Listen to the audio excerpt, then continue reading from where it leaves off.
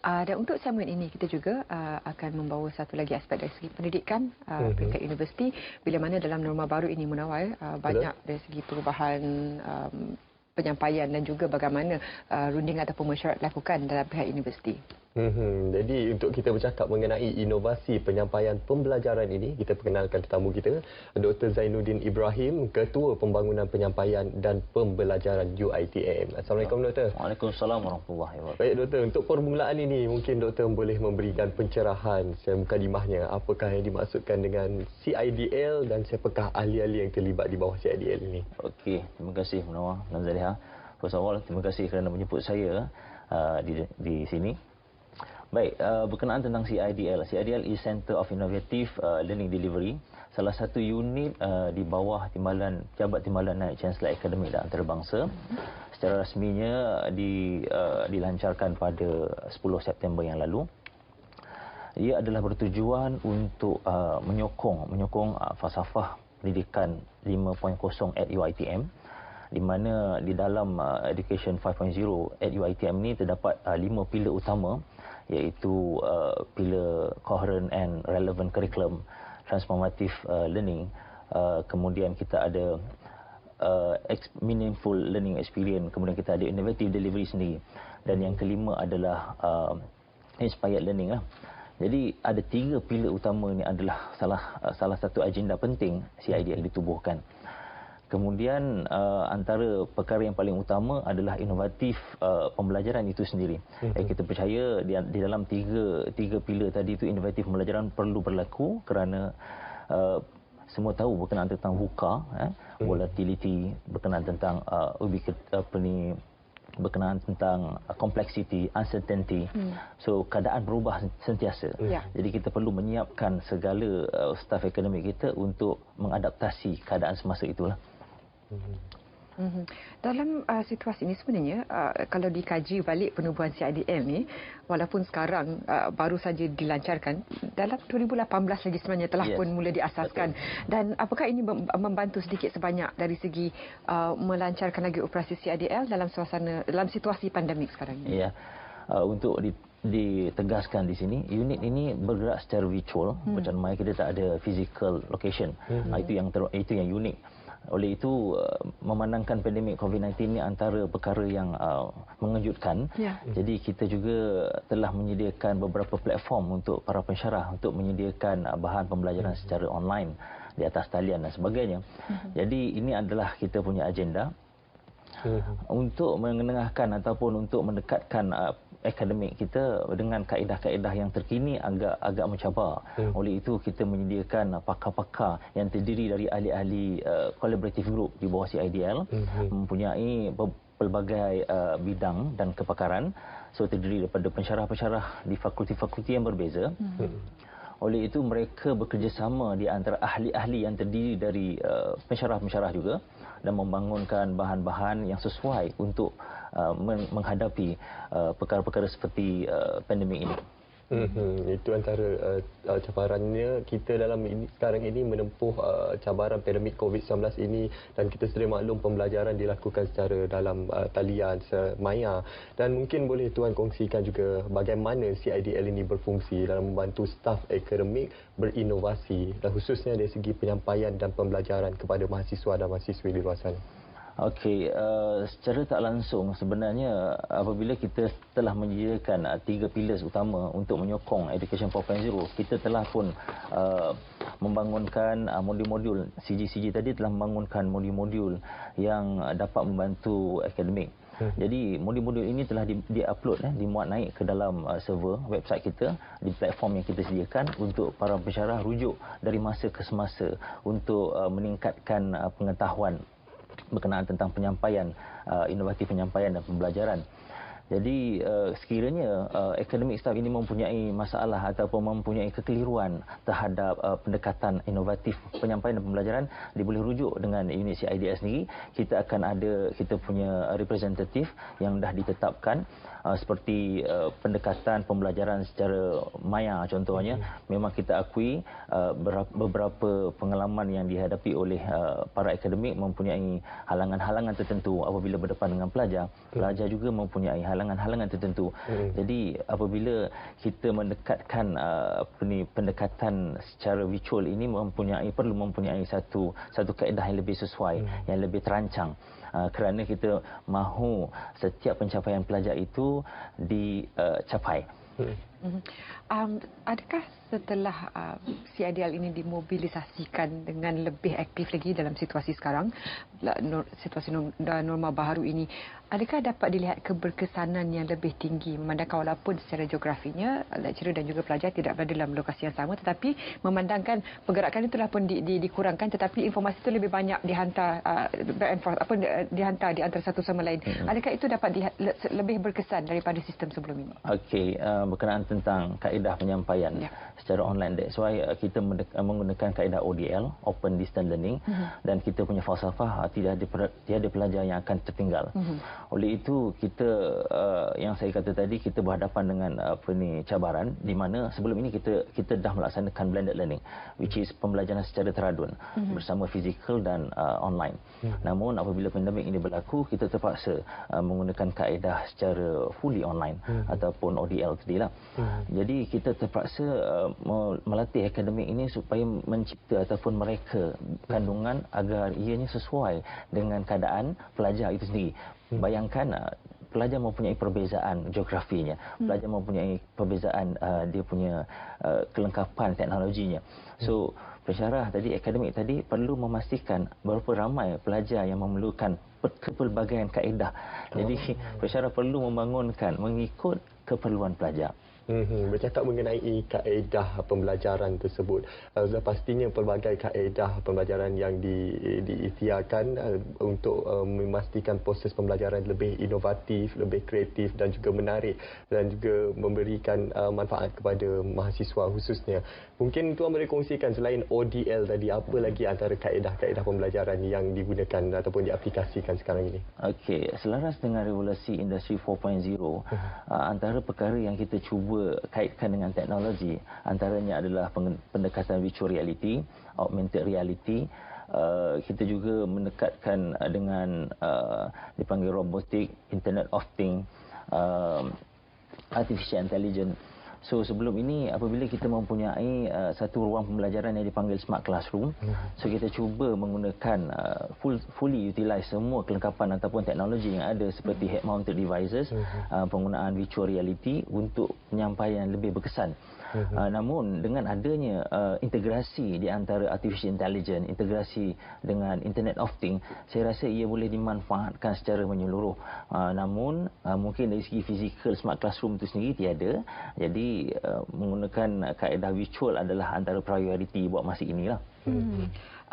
Dan apa antara barangkali maklum balas ataupun feedback yang diberikan oleh para pelajar dan juga pensyarah sepanjang CIDL ini dioperasikan sepenuhnya? Okey, setakat ini sepanjang semester yang lalu, apa yang kita hadapi adalah kepuasan pelajar sebenarnya.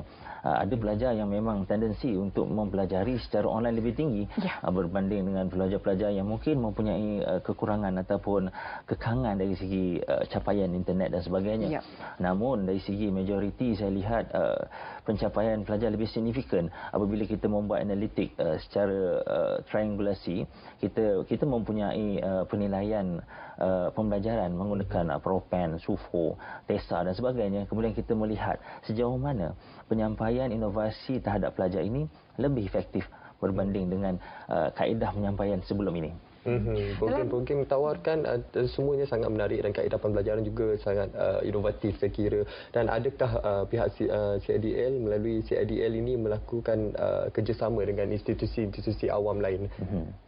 Baik, berkenaan tentang kerjasama ini, antara saya bagi contoh, antara salah satu CG yang mana Global Learning yang cuba membuat kolaborasi dengan universiti-universiti di luar, dan kita juga melantik Profesor Tosoho, pelawat Tosoho daripada Indiana University, Profesor Emeritus Josh Kuh, antara salah seorang pengasas framework pendidikan berimpak tinggi bagi institusi pengajian tinggi.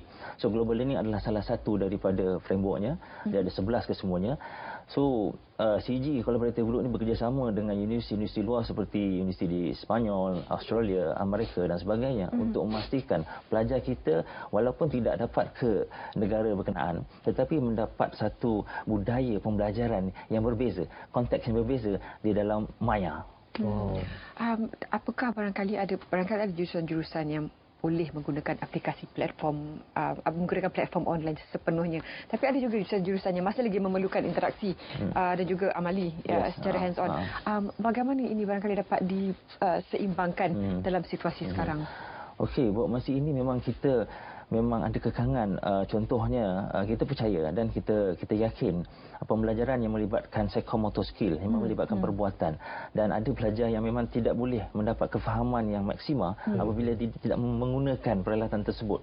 So jadi kita hanya fokus on konten yang melibatkan cognitive development untuk sementara waktu, dan sekiranya berpeluang apabila pandemik ini berkurangan dan kita dapat allow pelajar-pelajar untuk ke kampus untuk menggunakan bahan-bahan yang perlu dipelajari.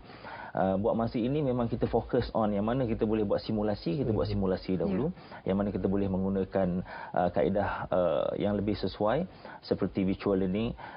Kalau pelajar pun dapat menggunakan augmented reality, menggunakan telefon, namun kandungan-kandungannya perlu dibangunkan supaya pelajar-pelajar dapat menggunakan lebih efektif. Siapa yang antara content developer untuk memastikan sistem ini dapat bekerja secara holistik?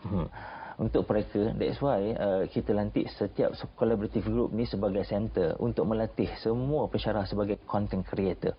Dan kita percaya semua pensyarah ini mempunyai kepakaran-kepakaran sebagai comprehensive university. UiTM mempunyai kepelbagaian bidang. Jadi ia sangat menarik. Contohnya seperti Fakulti Education mereka sendiri boleh bergabung tenaga integrasi dengan Fakulti Engineering, boleh bergabung dengan Computer Science, boleh bergabung dengan fakulti-fakulti yang lain untuk membangunkan konten yang holistik. Bagaimana fakulti perubatan pula dalam situasi sekarang? Ya, seperti mana yang kita hadapi sekarang, banyak fakulti-fakulti yang dalam bidang sains dan teknologi cuba untuk menggabungkan beberapa faktor utama, contohnya penggunaan virtual reality dalam simulasi, dalam membentuk ataupun mempelajari kaedah anatomi dan sebagainya. So, saya fikir ini adalah salah satu platform di mana sudah tiba masanya untuk kita membangunkan konten-konten kita sendiri, bahan-bahan kita sendiri dengan kepakaran dan kepelbagaian bidang yang kita ada. Bercakap mengenai inovasi penyampaian pembelajaran ini, apakah antara perancangan jangka masa panjang untuk CIDL ini untuk kita melihat situasi masa sekarang ini dan kita memperbaiki tahap demi tahap untuk kita memastikan keberkesanan dalam pembelajaran ini?